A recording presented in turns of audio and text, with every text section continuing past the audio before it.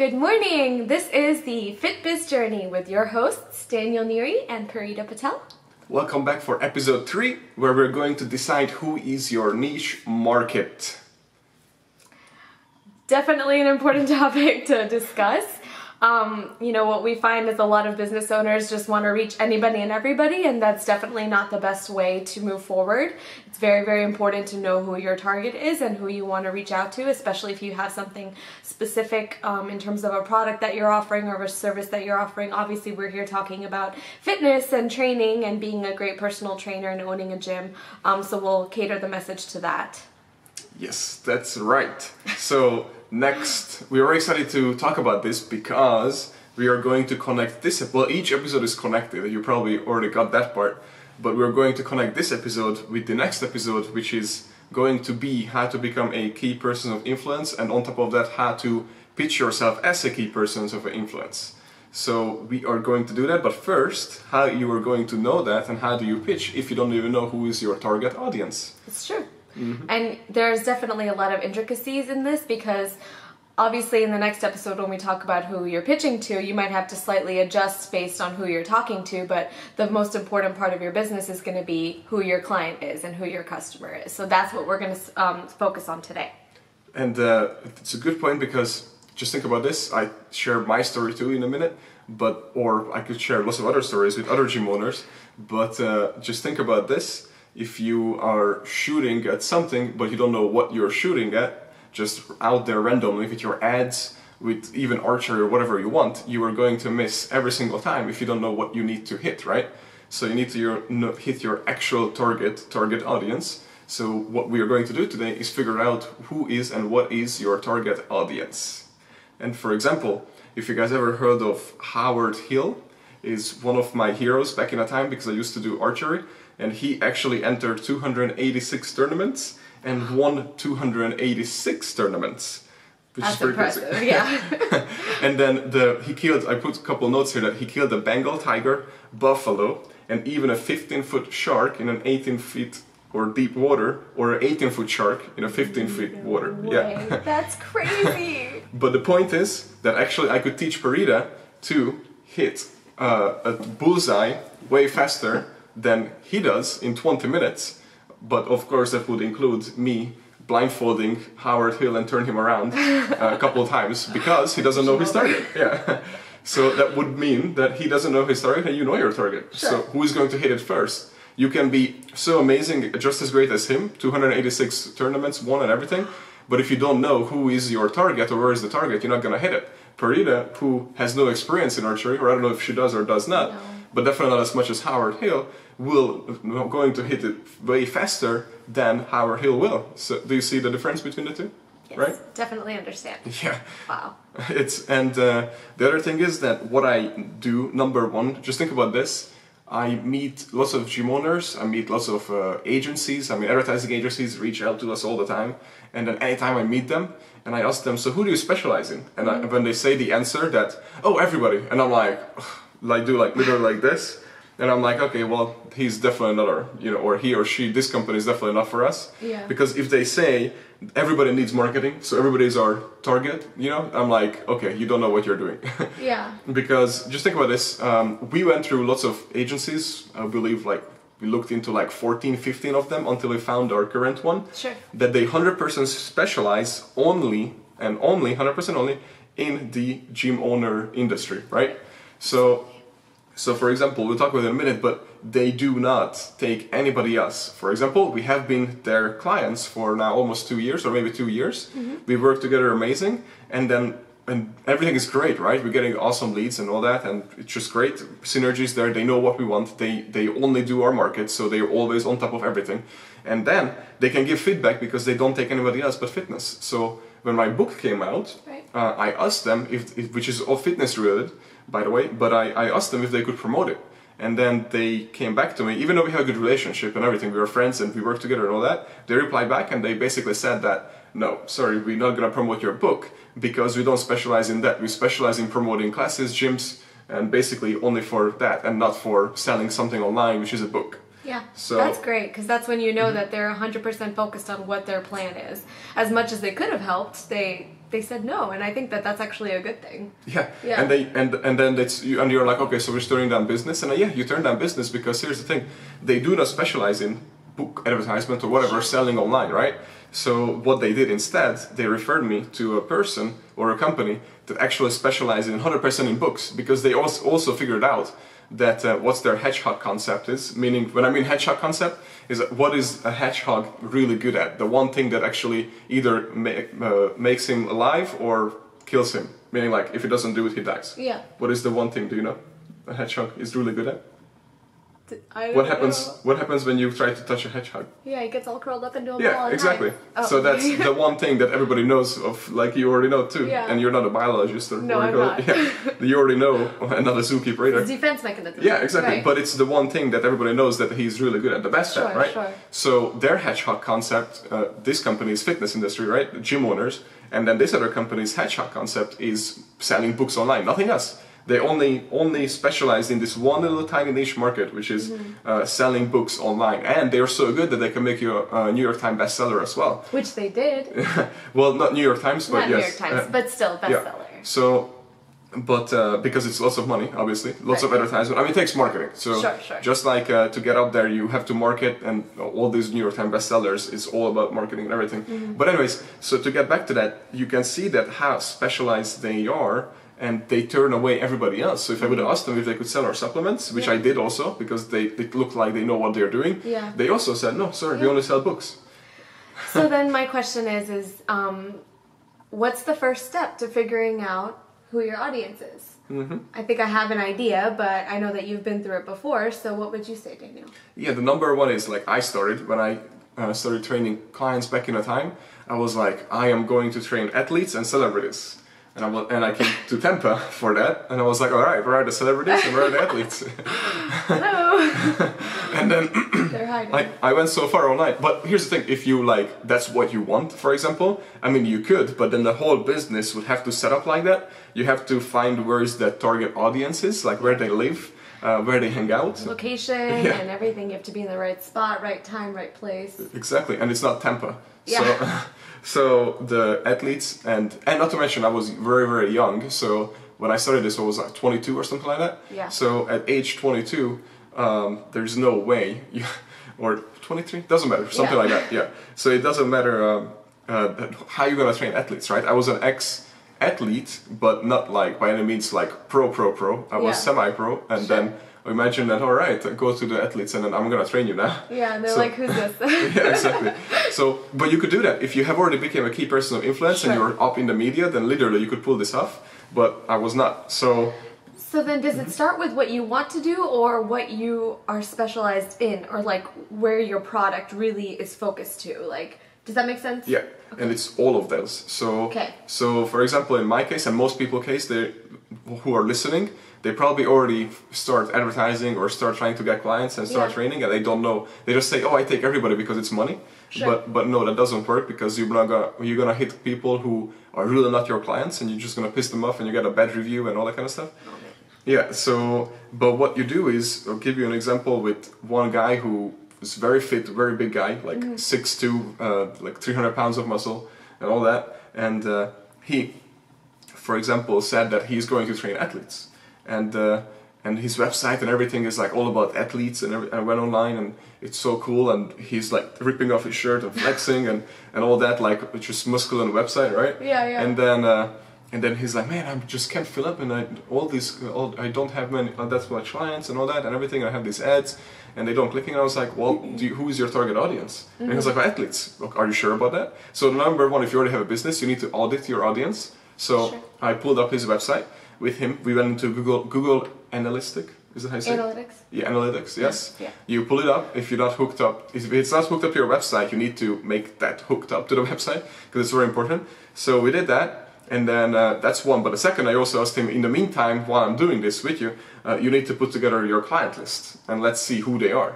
So he did that, and I pulled up the analytics, right? Analytics. Yes, and then on the website, it said that, guess what? His main audience on the website, who went to the website, were 80% women, and in the age of 38 to like 50, basically.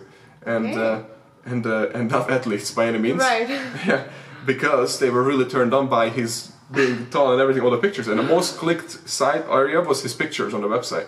So obviously the woman went up there to see, and then they went to the contact us firm after they saw his pictures. Yeah. So they just really wanted to hang out with him, right? Oh my goodness. So he brought me his client list, and guess what? It was also 80% of women. Yeah. And he had like 3 athletes, and that's it. Wow. Kids, basically, and then who wanted to be like him when they grow up, right? Right. And then like some athletes, yes, but mainly it was just women. So then I was like, dude, you need to change the website, like Right. for women, like 100%. You need to feminine up this place and everything. I was gonna say, otherwise, like, what he had didn't target what he wanted. Otherwise, what he would have had to change what he had. If he really was trying to target like male athletes, I'm sure that they weren't going to be going to a website where a guy's ripping his shirt off. Yeah.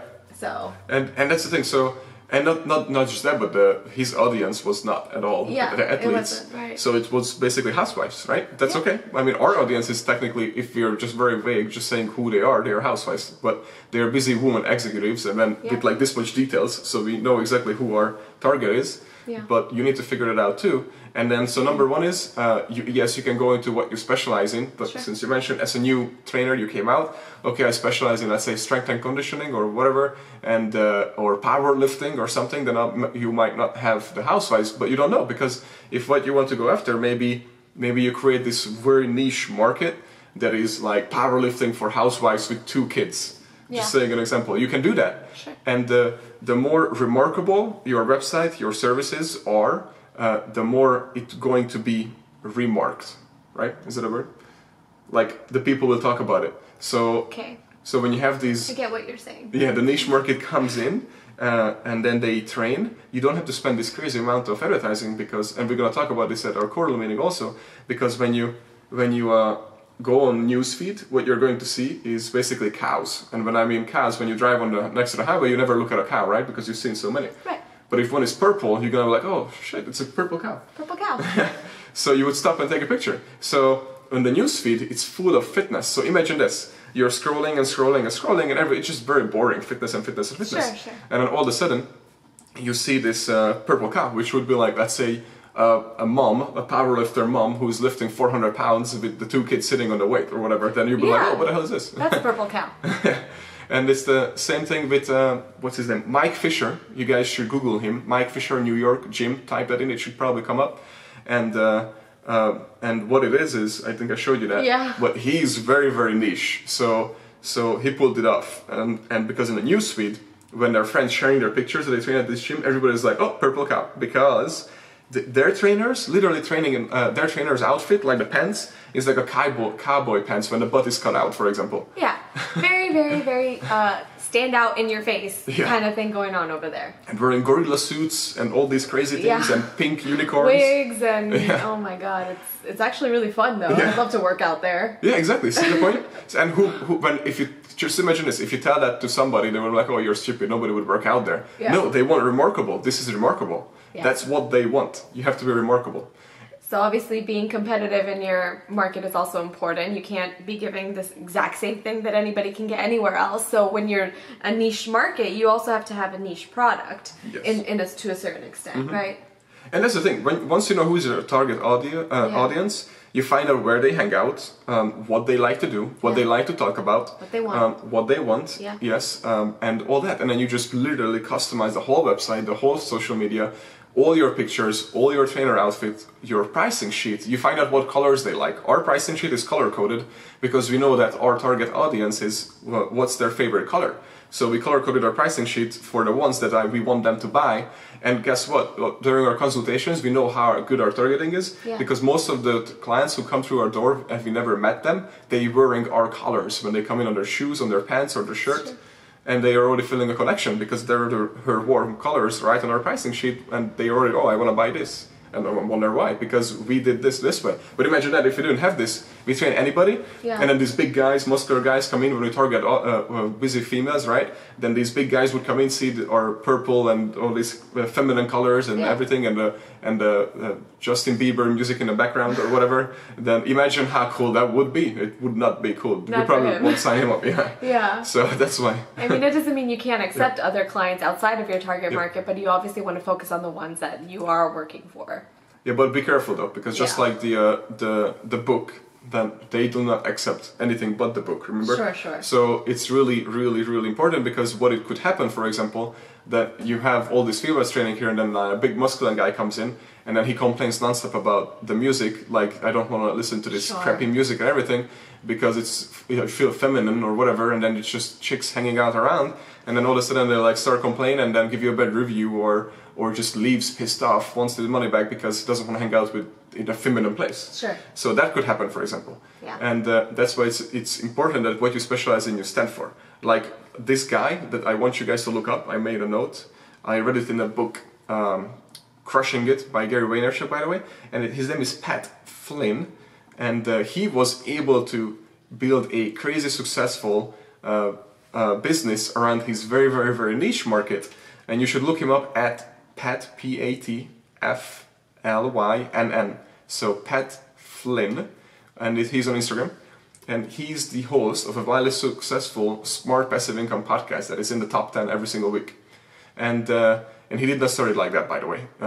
But he created his audience around a lead exam. Do you know what a lead exam is? No. Yeah, nobody does. So even people in his own industry doesn't know what it is. It's a leadership in energy and environmental design. Exactly. You still haven't heard of it. So in architecture business, there's a 30% passing rate to pass this exam. And so he created a website and a business around it, and wrote a book and all that kind of stuff online, and put it up to the website. And people just like bought it up, and they emailing him, I want you to coach me through this, I want you to do this, I buy all your product, you're giving so much feedback. And he just became this giant brand all of a sudden, and then that's his passive income. So he created a successful passive income on the website, and now he has a podcast around it, and now he has a new webinar and a new course that he shows you how he did it, the passive income that he created. So now he has a second passive income that he just created, and now he's going to create another one, how to create multiple and all that, and he just keeps multiplying. And he did it all around this lead exam. Isn't that crazy? Very. So if you think about it, now that you see there are so many companies, including Amazon, started out only for books, nothing else. Right. They did not start selling everything like the everything store right now. They only started with books. Once they became the king of books, then they added in DVDs. Once they become the king of DVDs and books, they added in more stuff and more stuff. And now they're going into the groceries. Now they're going into brick and mortar. And now they're going into all these other things. So once you became a king of your category, you don't have to, but you could, yes, sure. Expand and open up all these new sites for it, but not in a studio. I mean, if you built a studio inside and it all looks like just females only, all of a sudden you shouldn't open it up for males, because the pink studio that looks pink from the inside might not. So you have to be strategic in your expansion, so that you're still affecting the right person. Mm-hmm. Okay. So it's very, very important that you do have the target audience, otherwise you hit every time, right? Yeah. And second, so what you have to do is you have to, if you already have a business, audit who is your main audience. And you can see by your website, your current clients, how many is female, how many is male, draw the line, and then start targeting to the most of your client audience right now that you have. And then you're going to have more. So then you create a lookalike audience on Facebook. You can use MailChimp. You can use so many other areas where you have their email addresses, their information. So you can target to their friends, target to just lookalike, means basically the same type of people. Mm-hmm. And then you're going to multiply right away, because you know who your target is, instead of running ads for like kids, for moms, for guys, for females. Not to mention females have a higher chance to purchasing, but that's, I mean, if your target audience is guys, then it doesn't matter, because then you have to go after guys and have to figure out what they like and want. You just, what else think? So back in a time, it was all TV, right? TV marketing.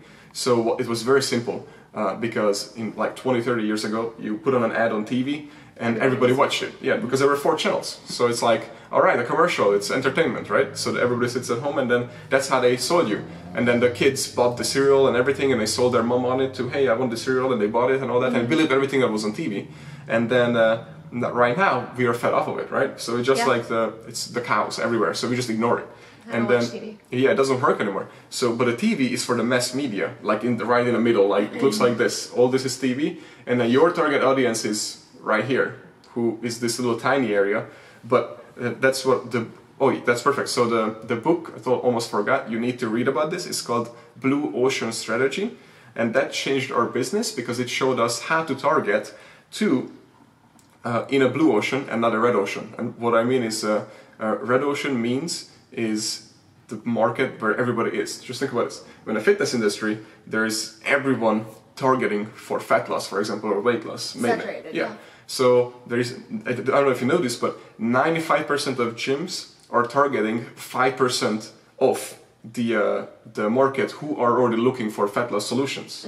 But what we are doing and what you need to do and what this book will going to teach you, the Blue Ocean Strategy, is that how you, the 5% with other gyms, so 5% of this, your competition will be 5%, is going to target the 95% of the people who are not looking for fat loss or weight loss solutions. So that's what Nike does, that's what so many other companies doing, because they target the audience that are not out there already searching for fat loss or weight loss. They're actually just out there, and then all of a sudden they see a purple cow, so it looks interesting, they click on it, alright, let's give it a shot. So it's people who doesn't know that they need your help, but they need the help. Yeah. You know? Once they see that, they realize that what you are offering them is actually something they do need without even thinking about it or searching for it themselves. Exactly. Gotcha. It's like, there's a word for it, like unknowing blindfulness or whatever you call it. I can't remember, but anyways, there's like an actual word for it. Blissfully unaware? Yeah, that's it. Okay. So, you heard it. I understand your language. Yes. So yeah, that's the actual word for it that I was looking for. But yeah, people are Blissfully unaware. Blissfully unaware, yes. Yes. And that's your target audience. And that's what the book is going to teach you, and it changed our business 100%. Yes, it did. Because think about it, I mean, where do you want to be? Do you want this giant competition where on our main street where our temple location is, there are just on that street off of like 5-mile radius, there are 68 personal training studios. So imagine if we would have targeted just like everybody else, we would never stand out. And right now we are killing it in this area because we went into the blue ocean and not the red ocean where all the sharks are just fighting and everything tearing apart. Yeah, and right now the fitness industry has nothing but competition yeah. above a lot of places, so... Yeah, and not to mention, think about this, that if there's only 5% of people who are looking for fat loss, weight loss, or gyms or whatever, then how many stuff he's getting from all the 95% of competition? Left and right, left and right, left and right. They're just getting all these marketing pieces, all these billboards, posters, ads, everything. And then you, all of a sudden, become the purple cow with, for example, in our case, when you scroll down, you see all of a sudden, oh, what is this? It looks like a space workout in a ninja suit, somebody's getting electrocuted. So it's basically, they're like, oh, well, I'm gonna check this out. Yeah. So that's why it's so important, but to know who is your target audience, and you create your pictures, your videos, your website, and your pitch, which we talk about the next episode, to this target audience. Good? Good. Any questions? So, I'm sure we'll get a lot. Yeah, we'll get a lot. So make sure to email us about it. Yes. And remember to also go to our website, which is scaleyourgym.com, and then / I think it's the FitBiz podcast. No, FitBiz podcast. So scaleyourgym.com / FitBiz podcast. But either way, it's going to be in the description of this podcast, so you can see it, and then it will be also on the video too on the bottom. So if you click on it, you can go revisit what we talked about, and we're gonna give you an action plan style blog post where we put down what you need to do, how to need to do it, and then books to get and all this information, because we want you to take action. So we want to make sure that you actually do that.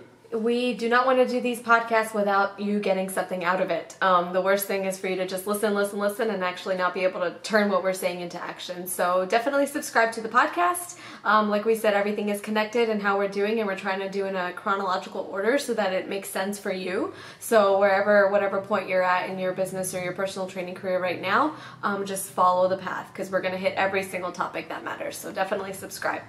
And let's summarize it up real quick. Sure. So what you need to do is first of all, what you specialize in, what you want to go after. If you start from basically square one, then you have to find out what you want, who you're going after, and build everything around it, 100%. Yes. Everything, all your social media and everything.